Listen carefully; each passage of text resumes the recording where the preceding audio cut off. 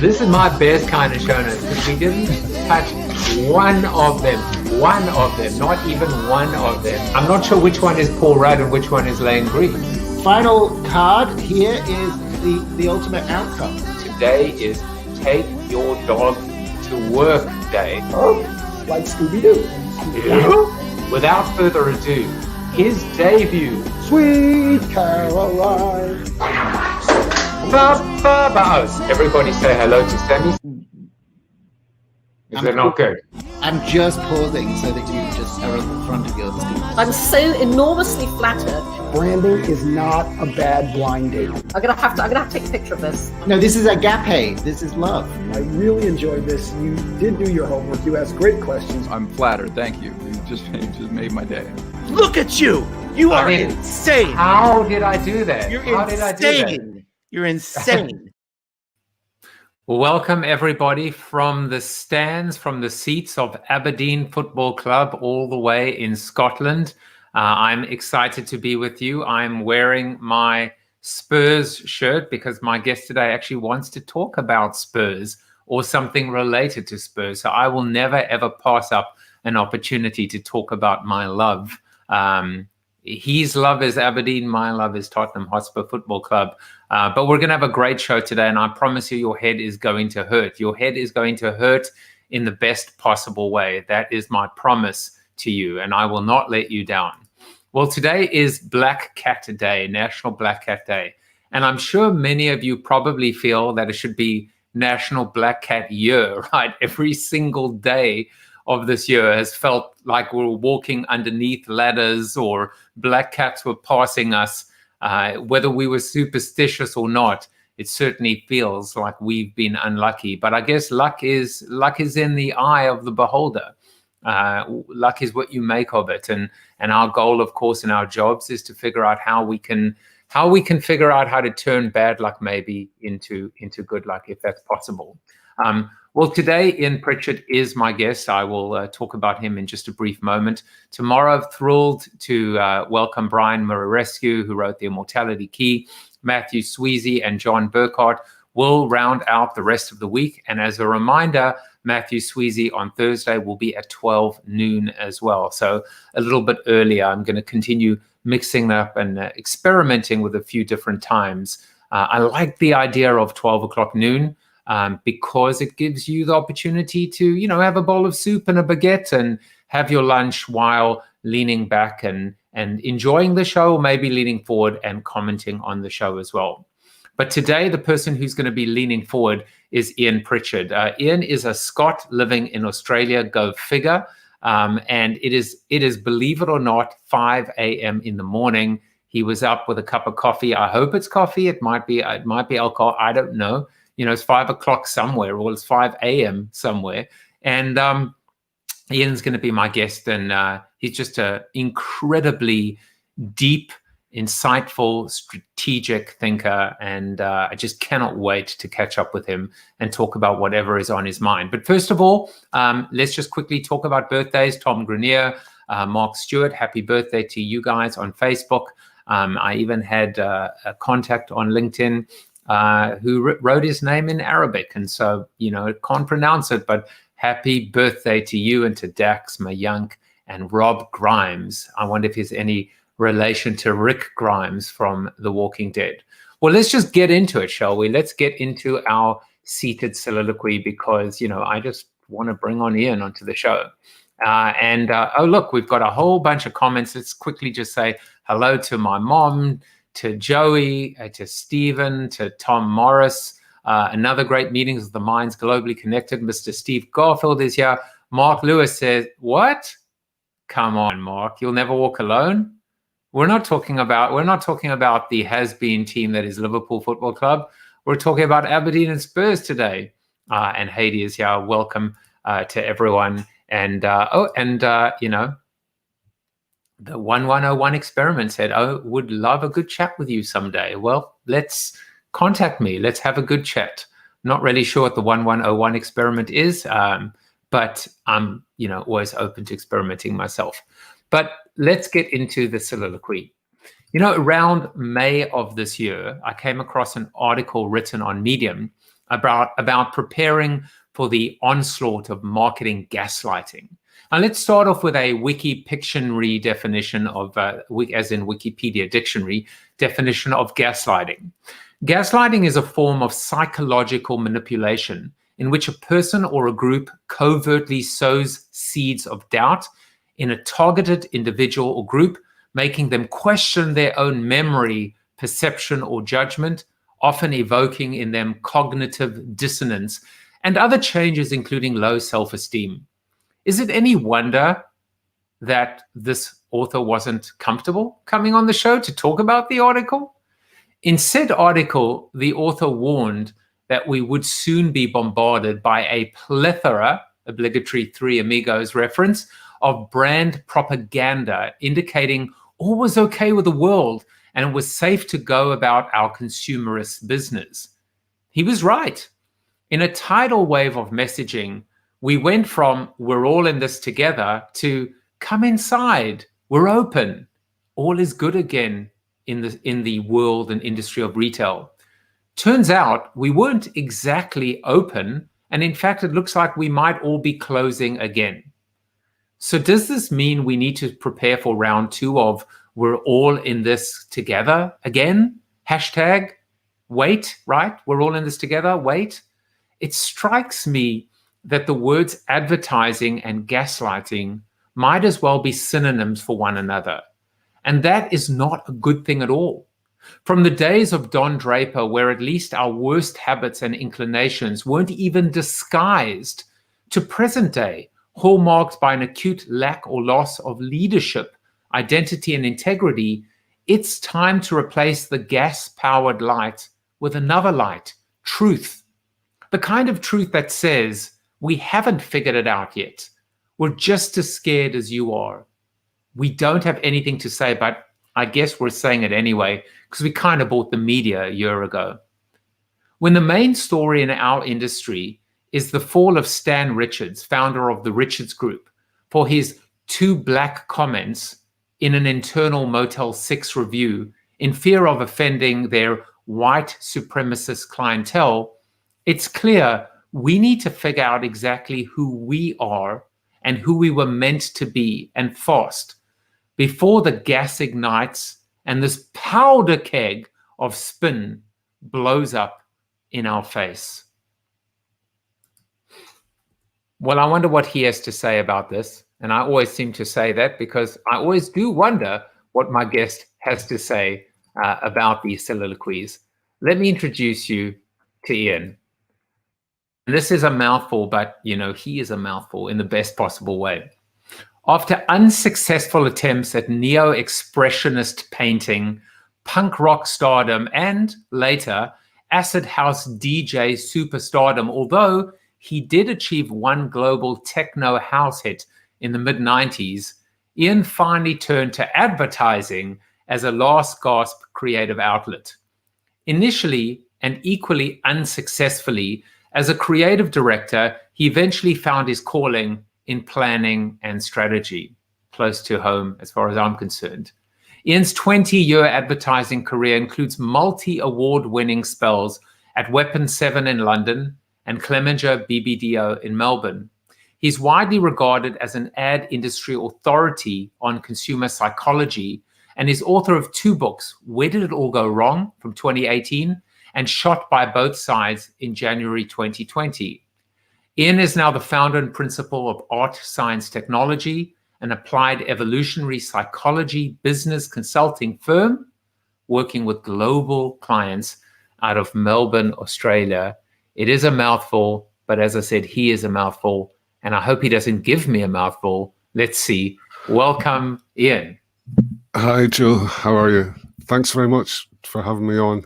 I'm doing my best to be awake. I was going to, I know some of your other guests prepare a video, you know, I was going to do one of my morning routine, you know, so you could see me having a cold shower and eating some goji berries, you know, as I do every day, of course. Yeah, goji berries. Well, I'm glad that we didn't actually watch you having a shower in the morning. You know, these days, I think there's a new insertion in Merriam-Webster dictionary called taking a Tubin or having a Tubin. So I'm glad I'm glad we're not doing any of those things. But listen, I'm impressed with you. It's 5 o'clock in the morning. I said to you, do you want to like maybe move the show, or do you want to do it like a little bit later? And you're like, no, I'm good. But it turns out you get up at this time every morning. Well, yeah, sometimes I'm awake. To be fair, I did ask to move it, but you ignored that request. So that is so not true. That is so not true. Remember, this is my show, so I can do things. Okay. I can mute you. I can even belittle you by literally minimizing you. Look how tiny you are right now. Actually, I can sort of fill that small. No, don't worry. I will make you the hero position. Well, let's get to know you a little bit and find out some fun facts about you, which again are like just mouthful facts, but I love them as well. So here's the first one. Are you ready for the story? Right? Like, would you like? So according to Eaon, he was the world's least convincing cross-dressing DJ in around 1994. I mean, this speaks to your career before advertising. So, maybe give us a highlight of this time in your life. Well, I guess I mean the story goes. I was at art school in Scotland, and then round about, I think when I was graduating, 1988 or something, we went on a trip to London, and that was where I sort of encountered the kind of nascent acid house scene there, and we sort of took it back up the road to Scotland, and that's what I did for a number of years after leaving art school. I was a club DJ full time, but there was a little period about 1994 where there was a sort of trend for kind of drag type DJs, right? And so for those of us that just dressed in our ordinary clothes, it was difficult to get bookings. So one of the guys who I used to DJ with, or the promoters of one of the clubs that we do, would say, right, you two, you're getting dressed up this weekend, and we're going to bill you as these drag queen DJs from San Francisco or something. Now Paul, who I DJ'd with, he was a kind of little guy that was skinny, with long hair and stuff, reasonably convincing. I didn't have the beard at the time, but I might as well have had, because it was a horrendous sight. And it's funny because when you put up the photograph, that's not far off what it actually looked like. Well, it's really not far off. It's an accurate photo. I got it. Yeah. Google doesn't lie. Google and Photoshop do not lie. So the 1101 experiment says, top of the morning, Eaon, go easy. And Steve Garfield says, this is hilarious. John Burkhardt says, hello, Joseph, love the backdrop. Are those Liverpool fans? And now cross-dressing, I'm hooked. No, those are Aberdeen fans. Those are all Aberdeen fans, because Eaon supports. Yeah. Exactly. All right. So now let's. By the way, I can reveal that the 101 experiment. I happen to know that is Paul, so we can refer to him by his real name. By his another Aussie up nice and early, right? He's American. I can't remember where he is. He'll maybe tell us. It's somewhere in the Midwest, I think, and he's a Manchester United. He's a Manchester United supporter and a big Led Zeppelin fan, I happen to know. All right, so we've got music, we've got football. I love it. All right, so are you ready for this one? Okay, so so I mean, this is crazy, right? You asked Bill Drummond of KLF to write a blurb for the cover of your book, and then he wrote you a play instead, which you put into the middle of the book. Moral of the story, sometimes if you ask, you get, and you get more than you ever bargained for. I love this story. Tell us about the story. Well, there was a little piece in the, so I'd done the book and I thought, who can I get to blurb the cover? And there's a little piece in the book where I sort of speculate about the end of pop music as a cultural force. And I sort of plotted the date at around about 1994. When that ceased to be. Now, that kind of coincides with, this might not mean much to American viewers. But there used to be a big TV music event which was called the Brit Awards, and that was a bit like what's the music equivalent of like the Oscars or something in America? They have one. Probably the Grammys. I would say probably the Grammys. Yeah, it's like Grammys. And so KLF were the biggest band in the land at the time. And so they were receiving the award for Best Act, and they were going to close out though by one of their hits, right? And so they obviously people don't know the KLF. There's sort of, ambient sort of techno. They only really had about 3 songs, which they did about 17 different times, But anyway, they were going to do 3 a.m. Eternal to close the show. But instead of doing it the regular way, they joined up with Extreme Noise Terror, who are this sort of death metal band, and did this extreme death metal version of it. And then Bill Drummond came out and sort of, shot the audience with a machine gun with fake bullets. And it was announced that, the KLF have left the music industry. But so there was that sort of fact, and then I sort of drew together a number of different points, which was basically millennials coming of age, the penetration of broadband internet, which led to illegal downloading, and then later streaming of music, and all of that seemed to have, just reduced the significance of pop music in the culture. So blah blah blah. But anyway, there's a big chapter on that. And so when I was thinking, who can I get to blurb the book, I thought, well, I just searched for Bill Drummond online, found his email address, and sent him and said, can you write a couple of words? And about 3 days later, he came back and he'd written this play, which is basically set on the top of a bus going through Clapham in London. And it's a discussion about me and the previous book, which I don't know how he knew about and everything. So. And I thought, well, I can't put this on the cover. And I thought, well, I don't want to just extract a piece of it or whatever. So I thought, sod it. And so I just, put that as a sort of guest play in the middle of the book. So that's a little bonus surprise you get when. when I love it. Yeah. And by the way, Paul is in St. Louis, as we've figured out. Right. But the story that's so amazing, Eaon, is the fact that, as you say, if you ask, you never know what someone's going to say. And today, I try and instill this in my kids as well, which is just go for it. I mean, I do this with my show as well. When I reach out to James Rollins, he's my favorite author. And I almost start off when I overreach with, you're probably going to say no, but, and sometimes I do, and sometimes I don't, but you never know when someone's just you're going to catch them in that right frame of mind, ready to write that proverbial play. And I just love the story. Yeah. I mean, one of the things that I often, because sometimes I, help students and do a bit of tutoring and stuff like that as well. And they're always saying, how do you get on in the business and everything? And I always quote them back from Madonna, who summed it up, and she said the reason most people don't get what they want is because they don't ask for it. And I think that's piece of wisdom from her. But for sure, what's the worst? Yeah, I mean, I thought you were going to quote "like a virgin," but whatever. Yeah.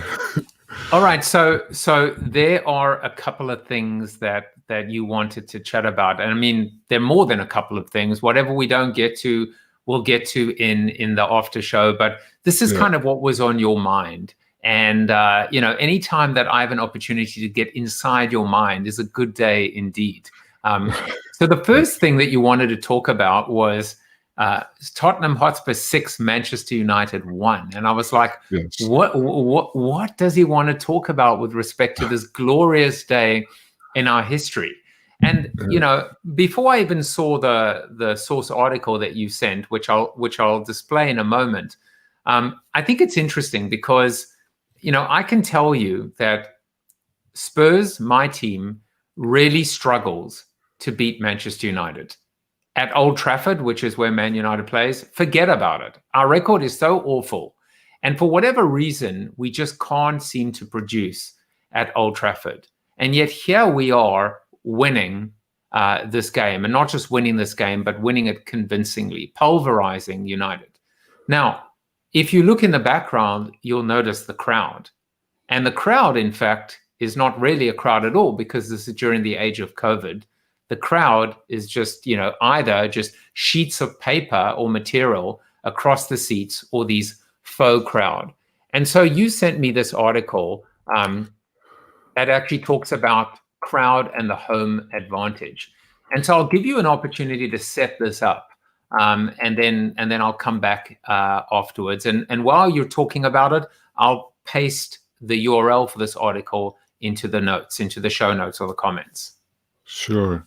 Well, this article is actually a summary of a number of different articles, but it's something I've kind of been following for a little while, and so the website this is on, I think they deal with performance and sports performance and talk about that, but it's about the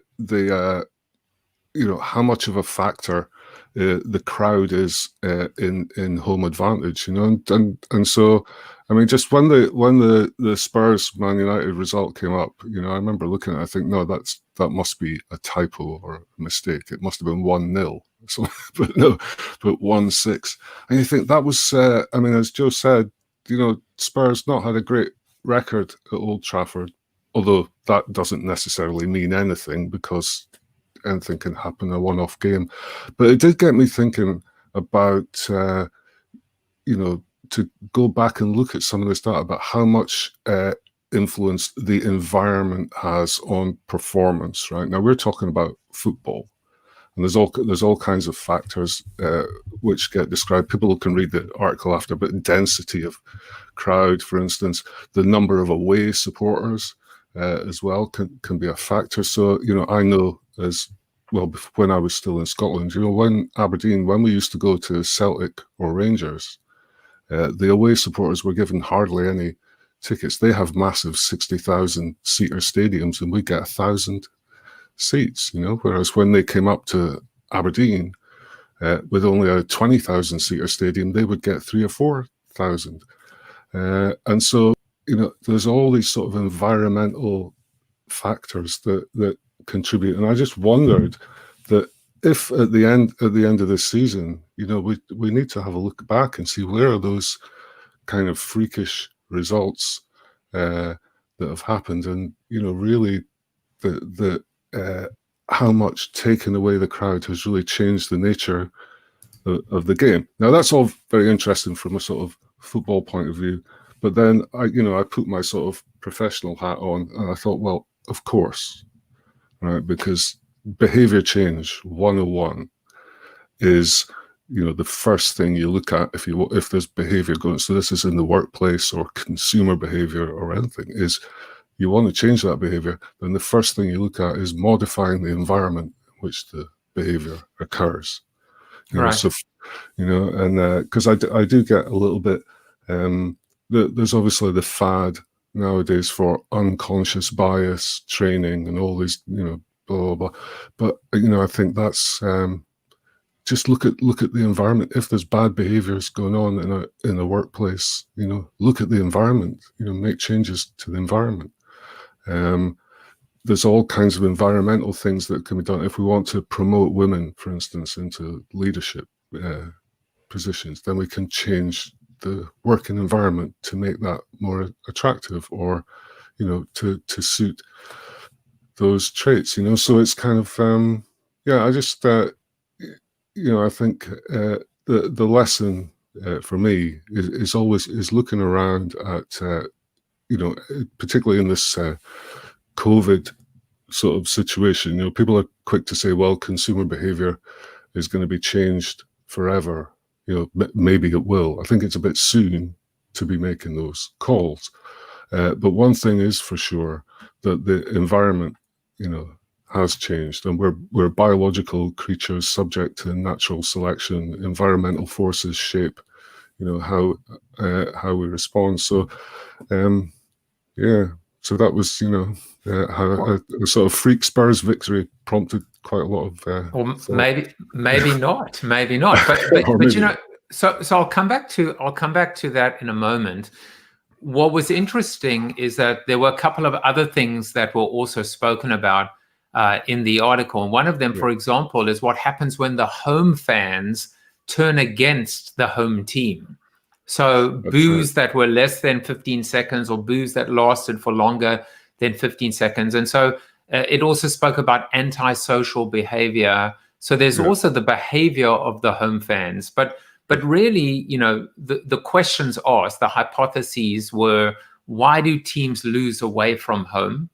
And what is it, this concept of a fortress? They say, like, good luck, you're going to the fortress. Nobody ever wins at the fortress. And I think there's so many interesting psychological, aspects of the story in play. One is, how do you create your own fortress?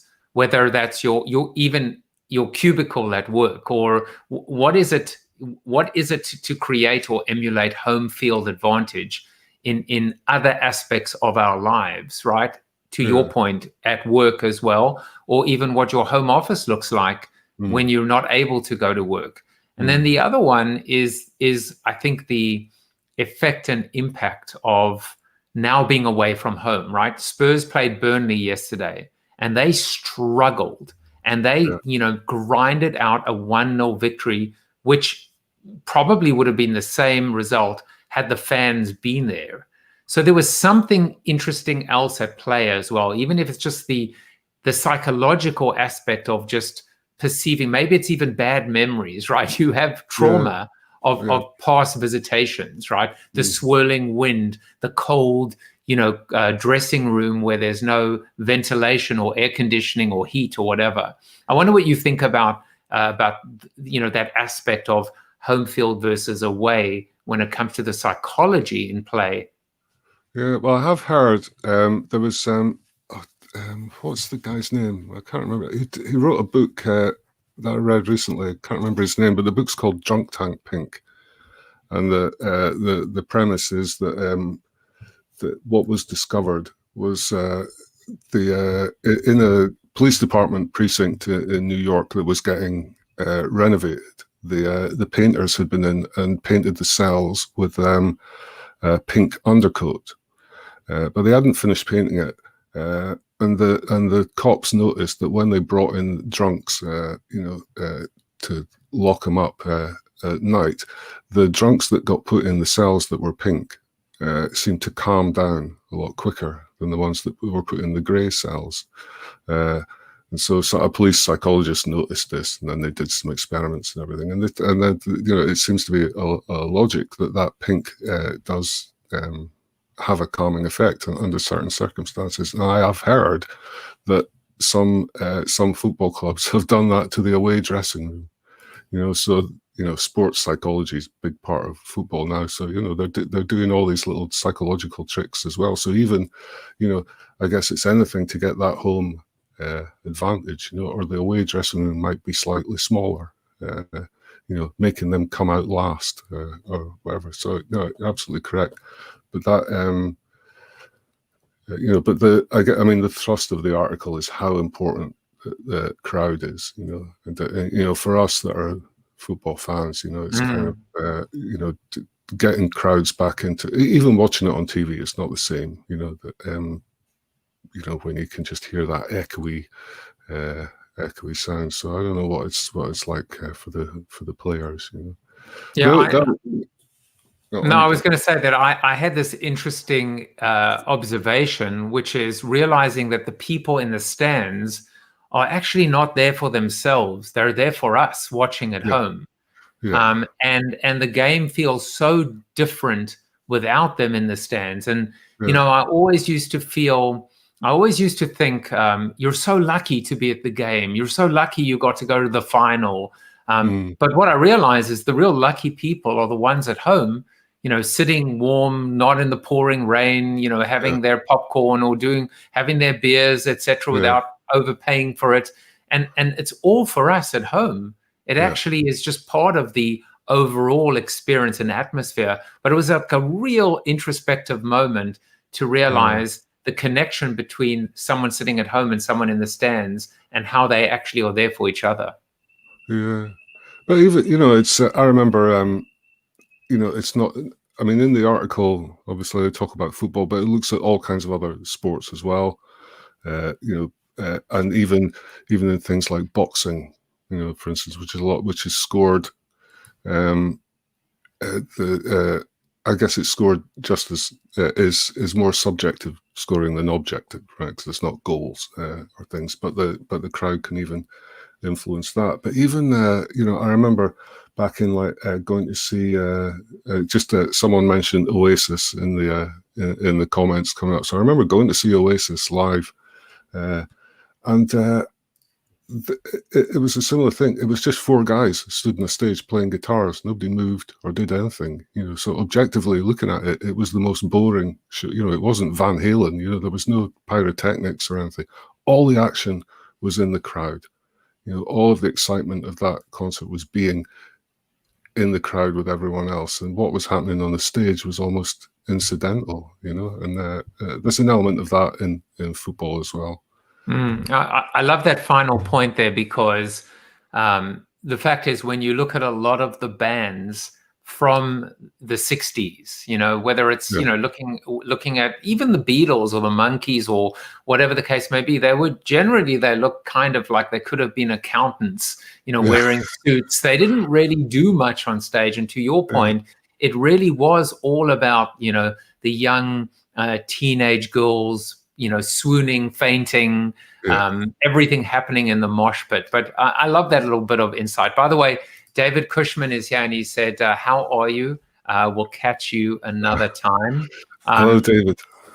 And Jan, who you'll probably meet in the after show, he said the environment may be the human being, your teammates, right there beside you, wherever you are. So there's no question that people are inextricably part of that animate environment.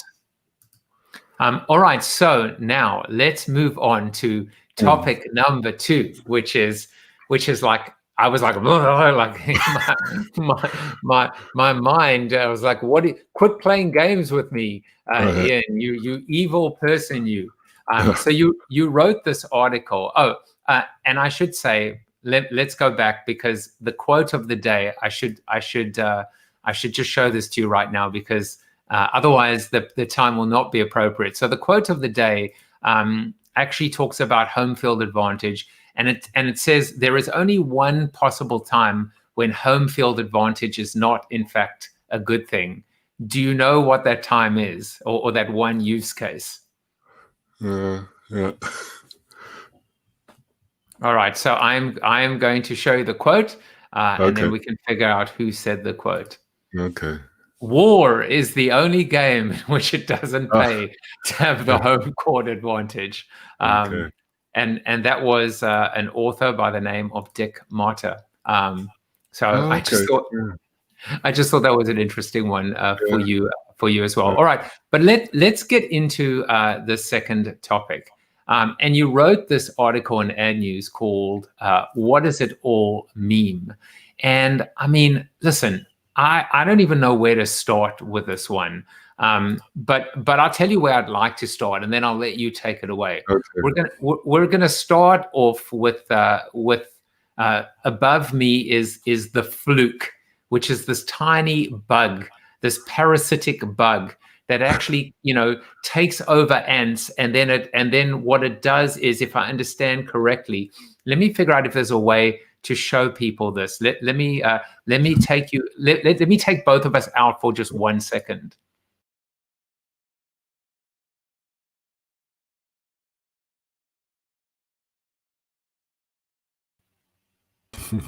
All right, so I brought us back there as well. So this fluke, what it does is it actually mind controls. It takes over an ant, and then it kind of remote controls the ant and marches the ant to basically be eaten and slaughtered.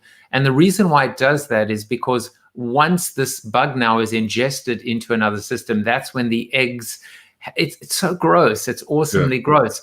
What the hell does the fluke bug have to do with memes?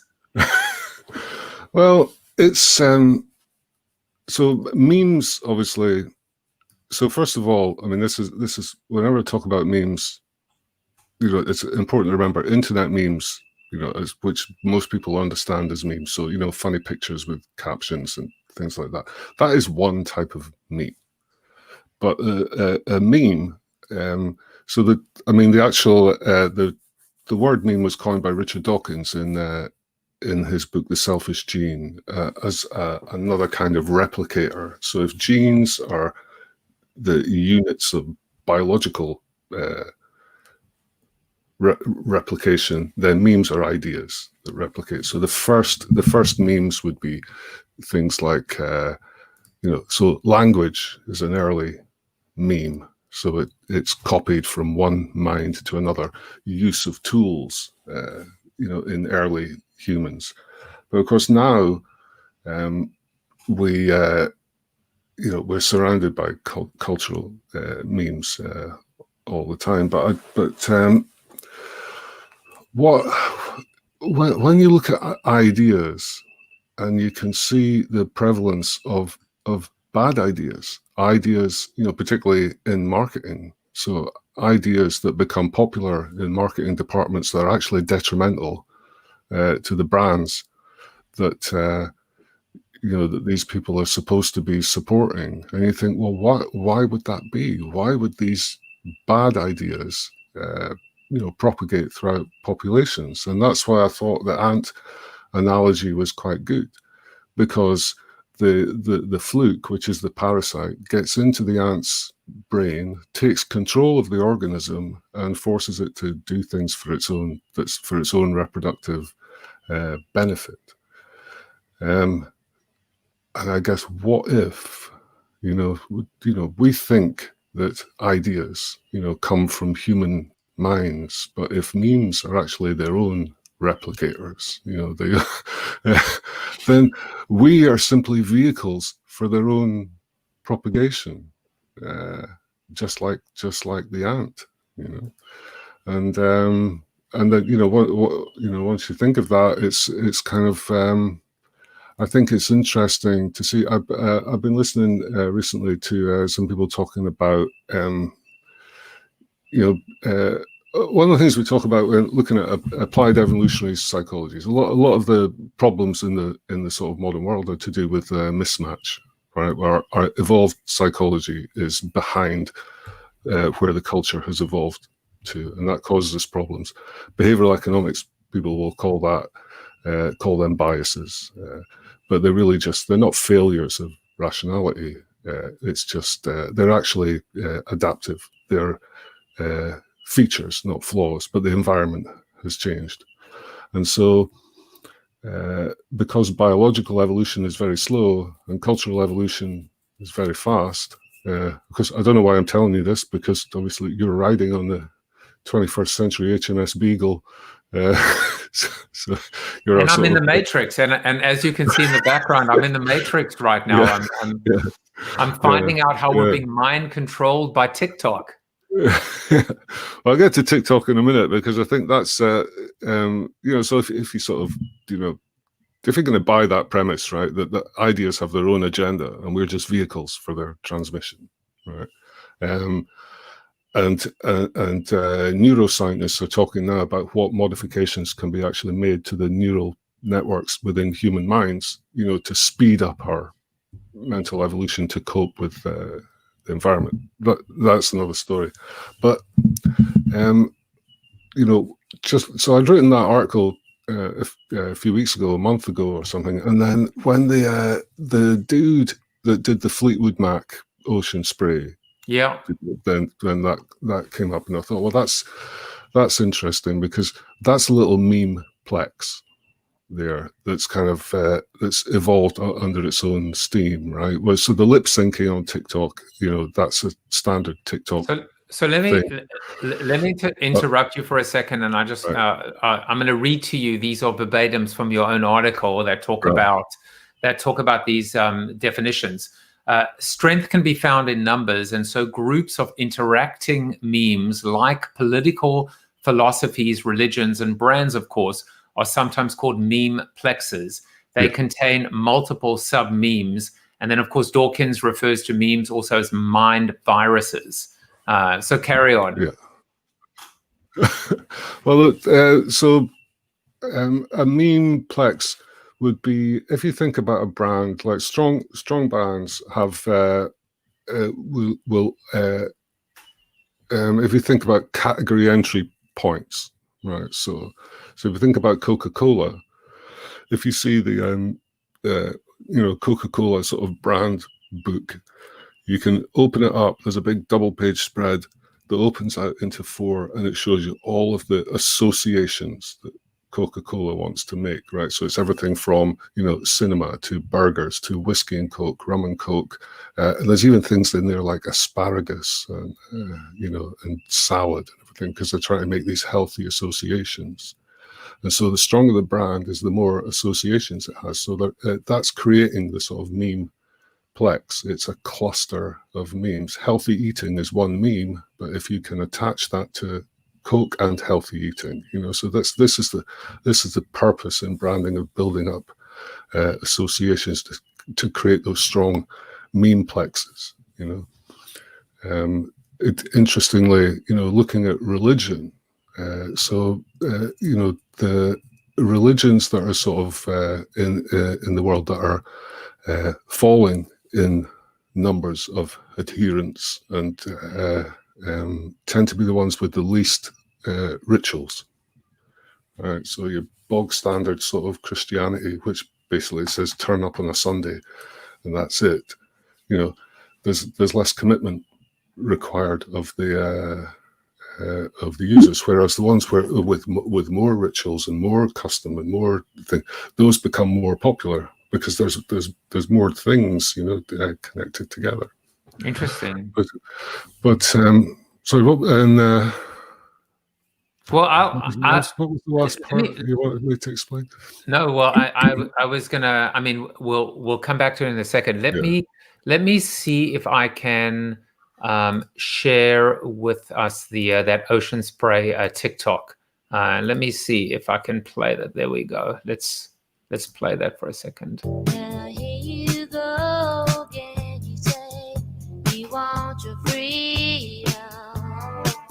Well, who am I to keep you down?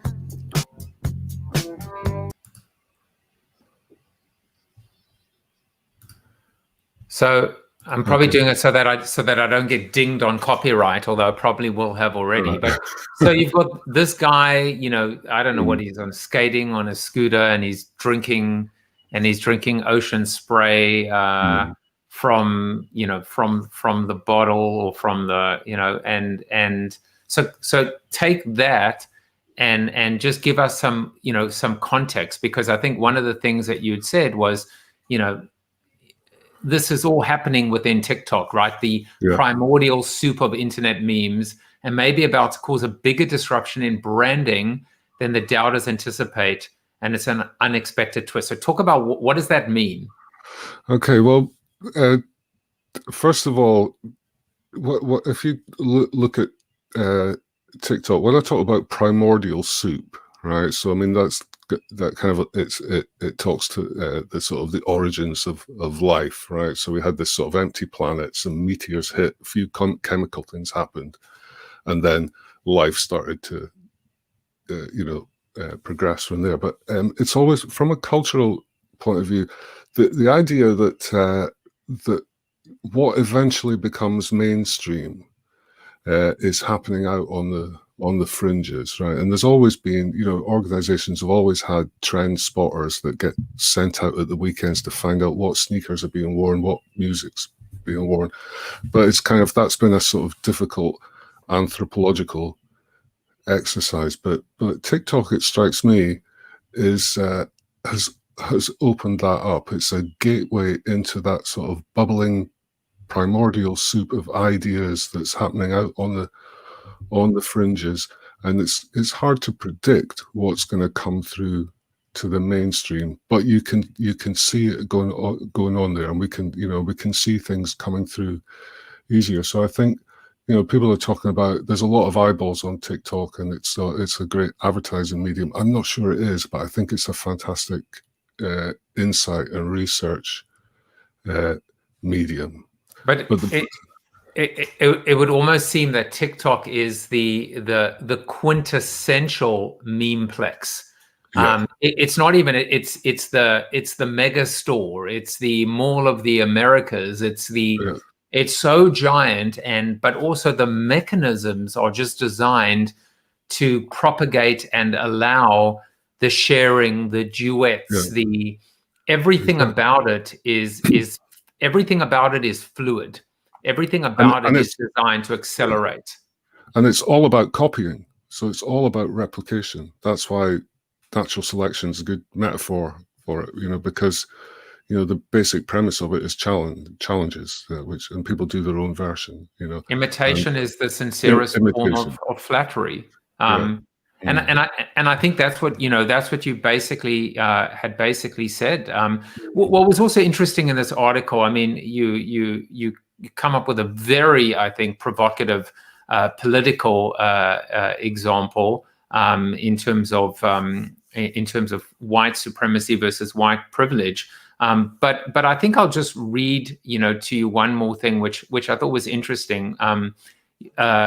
Just another verbatim, and you said, viewed from the perspective, mines and by extension, mobile devices and cloud data warehouses are survival machines for memes.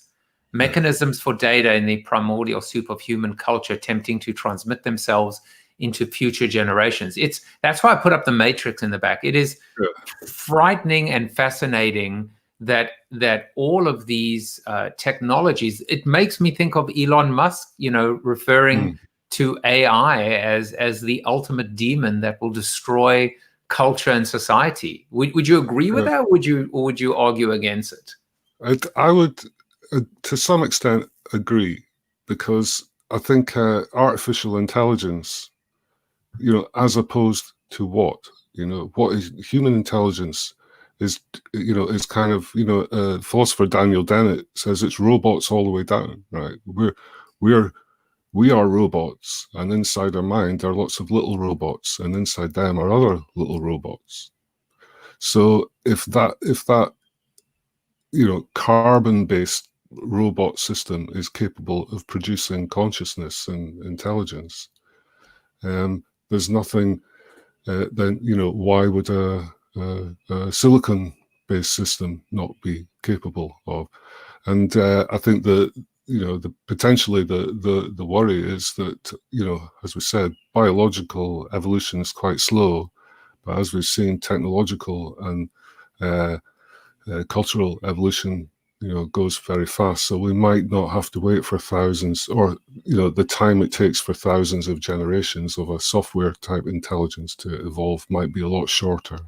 I mean, we're seeing it as we move towards the singularity. But the one thing, as a final point, and then I want to talk about your new book. It seems like the real enemy, or at least the real battle, going back to that, and let's hope it's not on our home court advantage, is striving to be original. And I think there's a place and a time for imitation and for mindless forwards and swipes and duets and whatever the case may be. But it's the fight, and it is a battle royale for us to create original ideas that are meme proof. But even if they aren't, just still, that is a victory in of itself, just the ability to be original. And that, I feel, is how we counter this, this scenario, this doomsday scenario from coming true. I think, creativity, itself, is kind of recombination. So there's always that element of,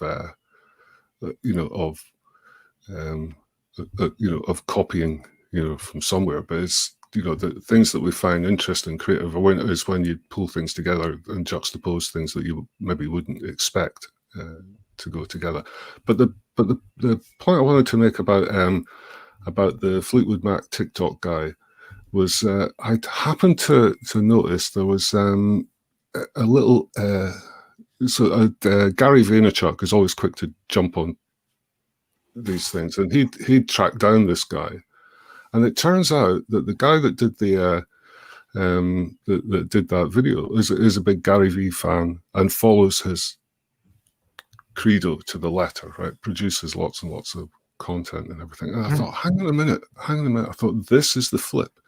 This is what's changed, because historically brands typically go into culture and co-opt pieces of culture and try to bring that into advertising and marketing. But now it's changed. Now, with the explicit purpose of gaining fame for themselves, this is what the TikTok users are up to. They will co-opt songs or brands, Ocean Spray, to help bring attention to themselves. And I thought that's a really interesting development, because that's not how marketers are thinking about the platform. So marketers are being gamed. Marketers are being gamed, because what's happening is the way it used to be 10 years ago, 15 years ago, maybe when we even first connected, it was serendipity, and it was just these random consumer acts. But I think what you're saying is there's a very deliberate play going on here. And of course, Ocean Spray woke up going, we hit the proverbial jackpot. Let's issue the blank check, but they're being played. I mean, would it even be inconceivable that Gary Vee is on retainer with this guy, or the guy's on retainer? It could work both ways. Yeah, maybe he's signed him up. Yeah, I mean, I guess the proof of the pudding will be if this guy can come up with something else. He got his truck out of it, so Interesting. So well done. I love that. I never expected us to go in that direction, but that's why I love Corona TV. All right. So now, when you're not writing conspiracy meme articles, I'm just kidding. It's not that at all. You've written 2 books, and I would love to use the time that we have left today for you to be able to talk about them. So the new book is called Shot by Both Sides, and I'll paste a link to the book on Amazon. Talk a little bit about this book, and then I'll also just briefly highlight your earlier book before we go. Sure. Well, this is the most recent one. It was I have to talk about both books together, really, because this one was almost a sort of the complete opposite of the first one. But I got interested in the sort of nature of what you might call postmodern advertising, and I wanted to sort of really find the lineage of how we got to that. So by postmodern, it's what you would call self-reflexive, sort of knowing advertising, right? It kind of it comments on itself, and I thought but there's also the sort of that's best exemplified by brands like Brewdog, Oatly, which is one, so it's very self-deprecating.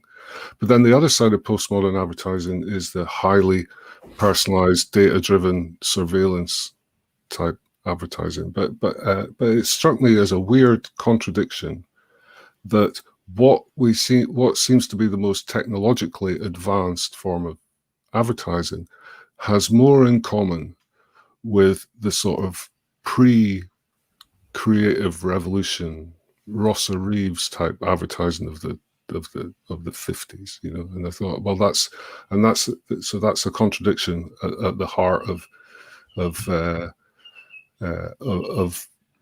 the technological advertising, whereas the big dumb advertising is you look at ads for, or even a lot of what Nike does now when they're making a sort of statement about a social issue. There's no products in there. There's no benefits. There's no features. There's no price. There's not even there's barely any branding, and it just strikes me as being that, I thought, how did we get to there? And so because I'd been at art school and I was interested in the history of art, I thought, actually, I can draw a line from the likes of Marcel Duchamp and The Fountain, all the way through to people like Banksy, and then into this sort of new form of advertising, which is, as I say, it's sort of postmodern in nature. Also relies very much on news media to report on it for its reach. So yeah, so I was kind of like looking to the past, up to the present day, and trying to sort of project a little bit, into the future with that one. But the first book, and then viewers should know that Jill, probably you're partly responsible for that one because it was a kind of reflection on all of the. I know the show is supposed to be about optimism and positivity, right? So I'm going to give you some, but back in the sort of dig deep. Yeah, but back in the day, I remember because your first book, I remember when someone gave me that and said you should have a read of this, and that was Life After the 30-Second Spot, and it was very much part of that. There was so much optimism and enthusiasm for the potential for digital media back in those days. And I remember, what was the subhead of the book? It was Energize Your Brand with Bold. How to energize marketing-weary consumers with a power. No, how to energize. How to energize your brand with a bold mix of alternatives to traditional advertising. The marketing-weary was the second book, but you see, we're still weary. Yeah, but it was kind of so there was for a little while there was so much optimism, and then it kind of it fell a little bit flat, and I became sort of disillusioned with a lot of digital media as it was in 2016-17 when that was written. I think I probably cheered up a little bit since then, particularly because you never know how things are going to evolve. But that's why, because I'm really interested now in some of these new platforms that are emerging, and how that thing that we talked about, how there's always been this notion of consumers in control, but they're maybe in control in a different way from what we kind of thought they were going to be in control. Particularly if brands become, rather than co-opting culture, they become things that culture co-opts in order to promote itself, which brings us back to the memes and their own agenda, of course. But, well, I think you just nailed it, and and I think that I'm gonna have you say that again, because it's worth saying again.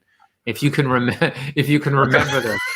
I can't remember exactly what I said. Well, I'm time-stamping this. You said rather than a thing where brands co-opt culture. Culture's co-opting brands, for their own purposes. So I think that's there's a lot of talk nowadays of whether brands, whether there is a future for brands. I know. But I think there still is. People forget what people don't just buy products, right? They definitely buy brands, and we buy brands because they convey signals about our own personality. But so I think this becomes a little bit of a memeplex itself, It does, right? Right. So, and you basically in that same article, you said the meme itself quickly became a meme.